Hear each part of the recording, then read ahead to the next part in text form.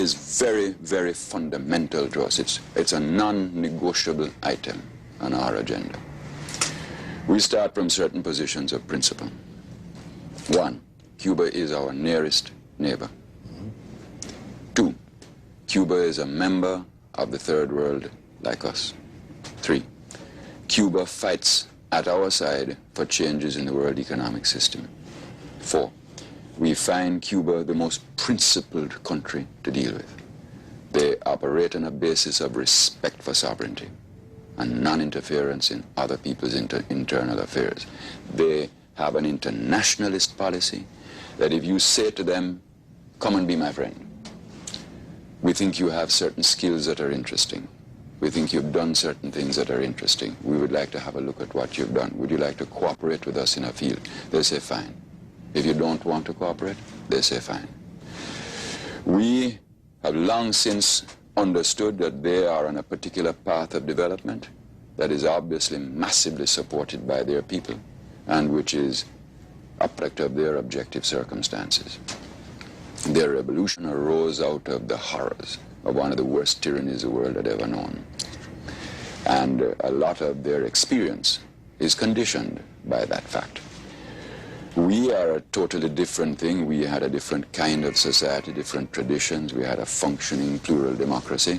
And we're on what we call our democratic socialist path of development, which has certain points of similarity with theirs, but very substantial points of difference with theirs, and we respect each other. But even more important than all of that, and this is what is non-negotiable to us, Cuba is a legitimate part of the world and this hemisphere. And it has one of the most legitimate governments in the world, because legitimacy is a function of popular support and nothing else. Nothing else legitimizes except the people. And no country, in our view, no country has the right to impose sanctions upon Cuba or any other country that has legitimacy.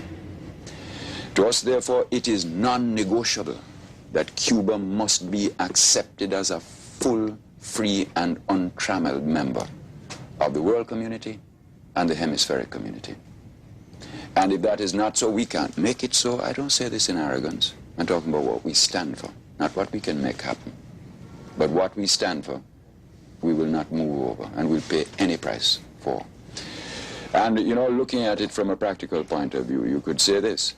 If you can do that to Cuba because somebody doesn't like the Cuban Revolution, then how do I know that you don't do that to me tomorrow? Because you don't like something that I do. Would you say then that this is a reason why you are dissatisfied with the absence of sanctions against South Africa while there are sanctions against Cuba? It does not.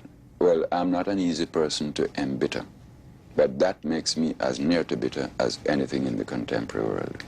It's something that I said in Maputo, actually, at a conference to which I was invited this year, that it really is a tragic commentary on human values in the world, that there are still sanctions against this really very brave and brilliant social and human experiment which is taking place in Cuba. Even if you don't agree with the methodology, it's a remarkable experiment.